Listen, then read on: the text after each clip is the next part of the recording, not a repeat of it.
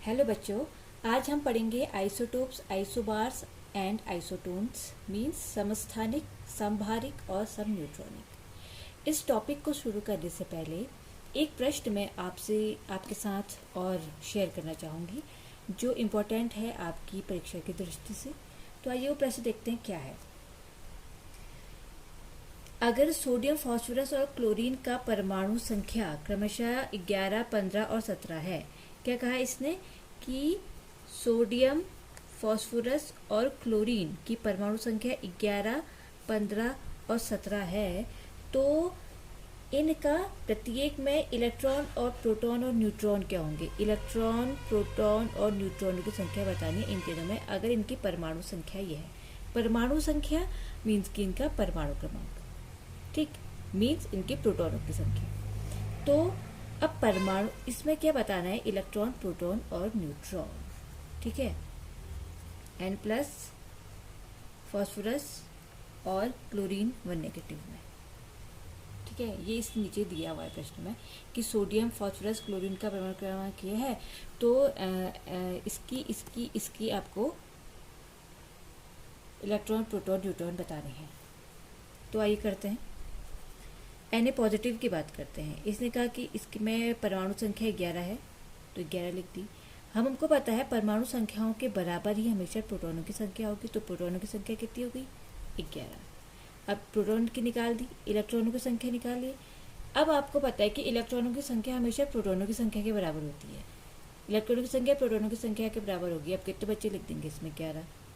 जिसने मेरी वीडियो को अच्छे से देखा होगा और समझा होगा, तो उस वक्त मैंने बताया था, अगर हमको जो तत्व दिया हुआ है वो आयनिक है, तो वहाँ पर इलेक्ट्रॉनों की संख्या बदल जाती है, वो प्रोटॉनों की संख्या के बराबर नहीं होती, वो घट बढ़ जाती है। अगर पॉजिटिव है, पॉजिटिव में इलेक्ट्रॉनों की संख्या 1 कम हो जाएगी, तो ये 10 हो गए, और नेगेटिव है तो 1 बढ़ जाती है। अब न्यूट्रॉनों की संख्या निकालेंगे। न्यूट्रॉनों की संख्या के लिए आपको फॉर्मूला याद है। फॉर्मूला क्या होता है, A equal to Z plus N. यहाँ से न्यूट्रॉनों की संख्या निकालेंगे। N equal to A minus Z. तो N निकालने के लिए A मीन्स द्रव्यमान संख्या। सोडियम की द्रव्यमान संख्या कितनी होती है, 23, माइनस Z परमाणु क्रमांक कितना है, 11 बराबर 12। तो न्यूट्रॉनों की संख्या 12। इलेक्ट्रॉन, प्रोटॉन, न्यूट्रॉन निकल गए। ऐसे ही अब हम फास्फोरस की बात करेंगे। फास्फोरस का परमाणु क्रमांक 15 है, ठीक है। अब इसमें प्रोटॉनों की संख्या कितनी निकल गई हमारी, 15, परमाणु क्रमांक के बराबर होगा। इलेक्ट्रॉनों की संख्या 15 ही होगा, क्योंकि ये अब आयनिक नहीं है, ये न्यूट्रल है, सिंपल एक एटम है। तो आप इसको क्या, एक एलिमेंट है, तो इसकी कितनी हो जाएगी, 15। न्यूट्रॉनों की संख्या भी ऐसे निकालेंगे, A माइनस जेड कर देंगे। द्रव्यमान संख्या कितनी होती है फास्फोरस की, 31 होती है। आपको ये दिया रहेगा, आपको इस प्रश्न में भी ये दिया हुआ है कि Na बराबर 23, P बराबर 31 और क्लोरीन बराबर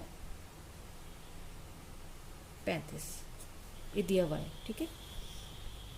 न्यूट्रॉनों का द्रव्यमान, और अगर आपको ना 30 तक याद भी है, अच्छी बात है कि आप 31 से लेके 30 तक के एटॉमिक नंबर और द्रव्यमान संख्या दोनों चीज़ याद कर लें, वो ज़्यादा इस पर डिफरेंस नहीं होता है। आप देखिए, जो फास्फोरस है, फास्फोरस का हमारा एटॉमिक नंबर कितना होता है, 15, और ये इसका डबल होता है, 30 होना चाहिए था, लेकिन ये एक ज़्यादा होता है, 31। तो इस तरीके से याद हो जाते हैं, ये बहुत ईजी होता है, इतना कोई टफ भी नहीं होता, आप याद कर सकते हैं।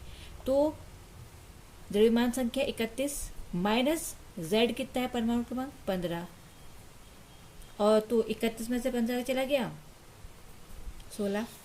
अब क्लोरीन बचा। क्लोरीन का परमाणु क्रमांक उसने दिया है 17, इस तरीके से, और उसने द्रव्यमान संख्या भी दी है 35। अब आपने क्या निकालनी है इसमें, प्रोटॉनों की संख्या। प्रोटॉनों की संख्या द्रव्यमान संख्या के बराबर होगा। अब आप इलेक्ट्रॉनों की संख्या निकालिए। इलेक्ट्रॉनों की संख्या कैसे निकालेंगे, अब 17 नहीं लिखेंगे, ठीक है, 17 नहीं लिखेंगे, 17 प्लस 1 हो जाएगा, ठीक, 17 प्लस 1 हो जाएगा। जैसे यहाँ पर प्लस था, तो इसमें क्या हुआ, 11 माइनस 1 हो गया था, क्योंकि ये प्लस वाला था। अब यहाँ एक इलेक्ट्रॉन यहाँ माइनस वाला है, माइनस में एक इलेक्ट्रॉन बढ़ जाएगा, तो डेट मीन 17 1 18, तो इलेक्ट्रॉनों की संख्या 18। ऐसे हम न्यूट्रॉनों की संख्या निकालेंगे, इस फॉर्मूले को अप्लाई करेंगे। ए इसने दिया है कितना है 35 माइनस जेड परमाणु क्रमांक, एटॉमिक नंबर कितना है हमारा 17, प्रोटॉनों की संख्या के बराबर होगा, इज इक्वल टू 35 में से 17 गया कितना होता है 18। तो ये हमारा इलेक्ट्रॉन प्रोटॉन न्यूट्रॉनों की संख्या इस तरीके से निकल गया। ये प्रश्न आपके आते हैं, आप पूछे भी जाते हैं। तो आइए अब बढ़ते हैं आज के अपने टॉपिक पे, आइसोटोप्स, आइसोबार्स और आइसोटोन्स। सबसे पहले हम बात कर रहे हैं आइसोटोप्स की, जिनको हम समस्थानिक बोलते हैं। ठीक है बच्चों, कोई भी एटम होता है उसकी जो केमिकल प्रॉपर्टीज होती है वो उसके एटॉमिक नंबर पर डिपेंडेबल होती है। ठीक है, अगर किसी परमाणु में केवल न्यूट्रॉनों की संख्या में वृद्धि कर दी जाए, न्यूट्रॉनों की संख्या में अगर हम वृद्धि कर देते हैं ना, तो उसकी द्रव्यमान संख्या मतलब उसके एटॉमिक मास में भी वृद्धि हो जाती है, लेकिन उसके परमाणु क्रमांक में कोई परिवर्तन नहीं होता है। परमाणु क्रमांक वैसा ही रहता है, लेकिन उसकी द्रव्यमान संख्या बढ़ जाती है अगर हम न्यूट्रॉनों की संख्या बढ़ाते रहें। ठीक हो गया, इसलिए उसकी जो केमिकल प्रॉपर्टीज होती हैं उसमें कोई परिवर्तन नहीं आता है। क्यों नहीं आता? क्योंकि परमाणु क्रमांक में कोई अंतर ही नहीं आया। जब परमाणु क्रमांक में अंतर आएगा तभी तो उसके रासायनिक गुणों में परिवर्तन आएगा। इसीलिए हम कहते हैं कि ऐसे परमाणु जिनके परमाणु क्रमांक समान होते हैं लेकिन उनकी द्रव्यमान संख्या भिन्न होती है, द्रव्यमान संख्या या फिर परमाणु भार भी कह सकते हैं आप, ये अलग अलग होती है, उसको हम आइसोटोप्स कहते हैं। जैसे ये एक हमारा एलिमेंट है, इस एलिमेंट के परमाणु क्रमांक माना A है और द्रव्यमान संख्या B है, इसके अगर एटॉमिक नंबर समान होंगे और ये द्रव्यमान संख्या एटॉमिक मास अलग अलग होगा तो उसको हम बोलते हैं आइसोटोप्स। ये डिफरेंट होंगे और ये क्या होंगे, इक्वल होंगे।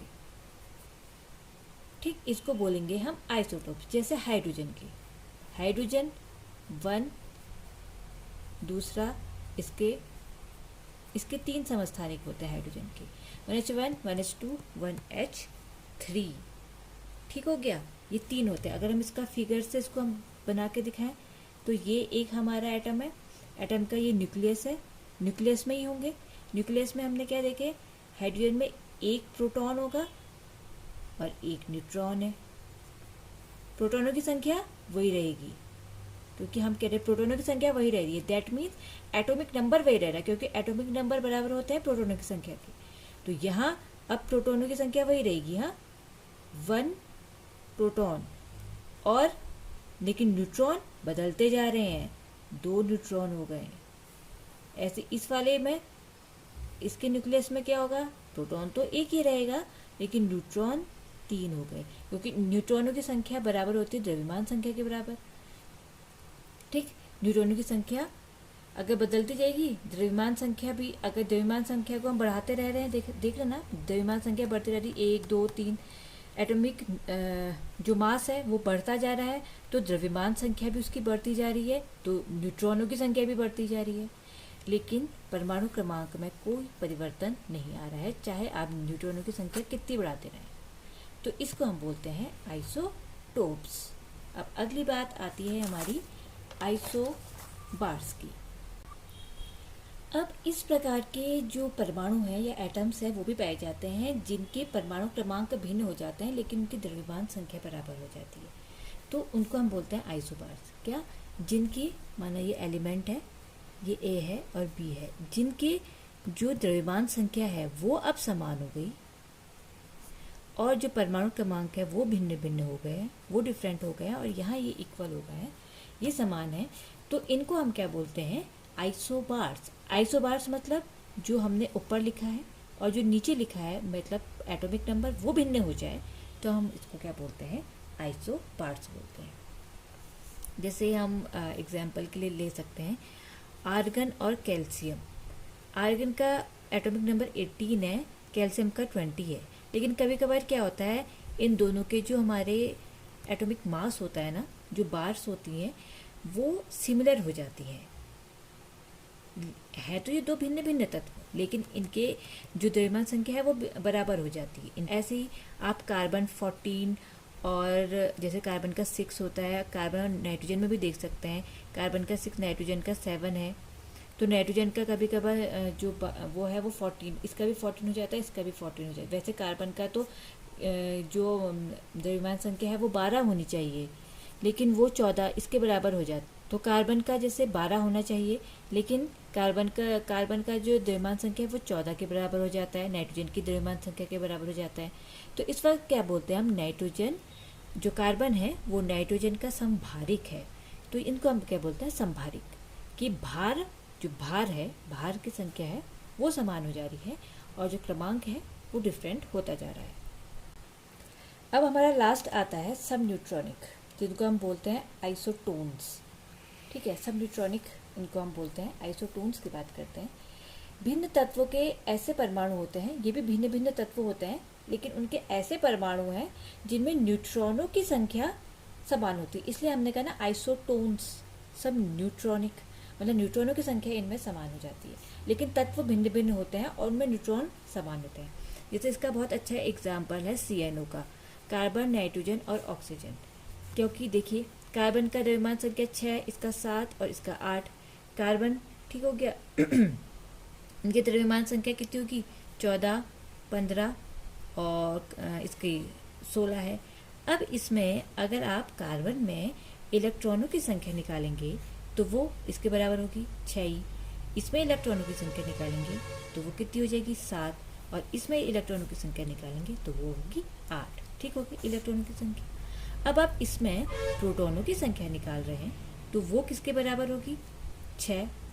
प्रोटॉनों की संख्या भी तो परमाणु क्रमांक के बराबर ही होगी, इलेक्ट्रॉनों की संख्या भी परमाणु क्रमांक के बराबर होगी, और ऐसे यहाँ भी प्रोटॉनों की संख्या 7, यहाँ भी प्रोटॉनों की संख्या 8 होगा, प्रोटॉनों की संख्या 8। ठीक हो गया। अब आपने कहा न्यूट्रॉनों की संख्या निकाली। जब आपने यहाँ न्यूट्रॉनों की संख्या निकाली तो यहाँ न्यूट्रॉनों की संख्या कितनी आई, 8, यहाँ न्यूट्रॉनों की संख्या कितनी आई, 8, और यहाँ भी न्यूट्रॉनों की संख्या कितनी आई, 8। तो आपने देखा ना सब न्यूट्रॉनिक हो गए हैं। न्यूट्रॉनों की संख्या जब भिन्न भिन्न तत्वों में, अलग अलग के जो तत्व हैं उनमें न्यूट्रॉनों की संख्या जब सिमिलर हो जाती है तो हम क्या बोलते हैं, उनको सब न्यूट्रॉनिक बोलते हैं। तो CON या फिर CNO इसका एक अच्छा एग्जाम्पल है, आप इसको लिख सकते हैं। ऐसे ही आप जो आइसोटोन्स, आइसोबार्स और जो आइसोटोप्स हैं उनकी कुछ प्रॉपर्टीज़ हैं, उनको आप याद करेंगे, उसके नोट्स बनाएंगे। ऐसे जो मैं आपको बता रही हूँ ना, आप इनके ऐसे नोट्स बना सकते हैं, क्योंकि सभी के पास बुक तो होती है, तो आप बुक को देख के और कुछ वीडियोस को समझ के आप अपने नोट्स बना सकते हैं। बाकी मैं आपको दे ही रही हूँ। चलिए आगे बढ़ते हैं। अब इससे संबंधित कुछ 1-2 प्रश्न देख लेते हैं। ठीक है, तो ये सवाल है, इस तरीके के सवाल आपसे काफ़ी पूछे जाते हैं बच्चों। तो ये कह रहा है कि समस्थानिक परमाणुओं A और B की द्रव्यमान संख्या क्रमशः 35 और 37 है। समस्थानिक परमाणु याद करें, समस्थानिक से आपके दिमाग में आ जाना चाहिए कि परमाणु क्रमांक समान है। ठीक है, अब देखिए प्रोटॉनों की संख्या इक्वल होगी। समस्थानिक कहा A और B है, तो इनकी द्रव्यमान संख्या 35 और 37 है। अब उन्होंने कहा A के नाभिक में न्यूट्रॉनों की संख्या बराबर 18 है, तो आपको B में न्यूट्रॉनों की संख्या कितनी है ये निकालना है। अब आइए न्यूट्रॉनों की संख्या हमको यहाँ से निकालनी है। अब पहले 18 का हमको न्यूट्रॉन दिया है, द्रव्यमान भी दिया है, तो यहाँ से हम प्रोटॉन निकाल लेते हैं। अब आइए कैसे करेंगे,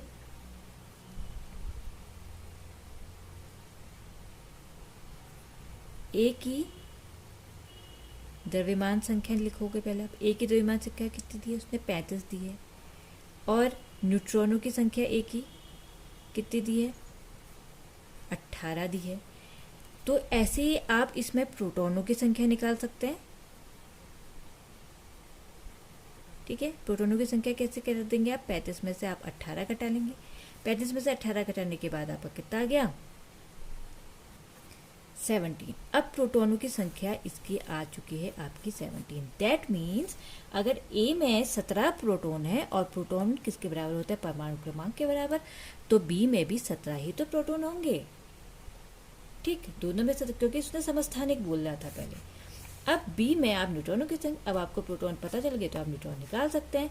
तो बी में प्रोटॉनों की संख्या बराबर कैसे निकालेंगे, 37 माइनस 17 इक्वल टू 0, 20।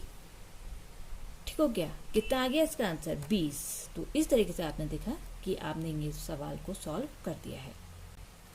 अब एक प्रश्न इस तरीके का है अगला कि 32 GE76 में आप आइसोटोन्स को छाटिए और ये नीचे से आपको 3 एग्जाम्पल दिए हैं, GE, AS, SE 78 और 34, एक और दिया है SE 77 और 34। आइसोटोन्स से आपने क्या दिमाग में आया कि आइसोटोन्स में न्यूट्रॉनों की संख्या समान होगी, मतलब जितने न्यूट्रॉन इसमें होंगे उसी के बराबर इनमें भी होने चाहिए। तो किस में है, उसको आइडेंटिफाई करने के लिए पहले हमको इसमें न्यूट्रॉनों की संख्या निकालनी पड़ेगी। तो 32 GE 76 में न्यूट्रॉनों की संख्या कितनी हो गई, 76 माइनस 32, इसमें से इसको घटा देंगे, कितना आ जाएगा, 4 44 है। इसमें न्यूट्रॉनों की संख्या 44 है। अब इसके आइसोटोन्स इनमें से कौन कौन से हो सकते हैं, तो पहला आपने इसको करा 32 GE 77 इज इक्वल टू, मैं न्यूट्रॉनों की संख्या निकालनी है आपने, 77 माइनस 32, घटाइए इसको, 7 में से 2 गया, 5 4 45। दूसरा है 33 AS 77, इसमें आपने 77 माइनस 33 कर दिया, 7 में से 3 गया 4, 7 में से 4 44। तीसरा है 34 SE 77, अब इसमें 77 में से आपने 34 को घटा दिया, ठीक हो गया, 77 में से 34 को घटाया, 7 में से 4 गया 3, 7 में से 3 गया 4, 43। चौथा आपने करा कि 34 SE 78 में न्यूट्रॉनों की संख्या आपने ज्ञात करी, 78 माइनस 34 इज इक्वल टू, 8 में से 4 गया 4। तो इन दोनों को आप देख रहे हैं, ये दोनों इसके से मिल रहे हैं, तो दैट मीन्स ये दोनों इसके आइसोटोन्स होंगे। तो ये आप इस तरीके से सॉल्व कर सकते हैं। तो बच्चों, इस तरीके से आप क्वेश्चन अपने बुक में ढूंढ सकते हैं और उनको कर सकते हैं, उनको हल करने का प्रयास कर सकते हैं। तो अगले वीडियो में जल्द होगी आपसे मुलाकात, तब तक के लिए बाय बाय, शब ब खैर।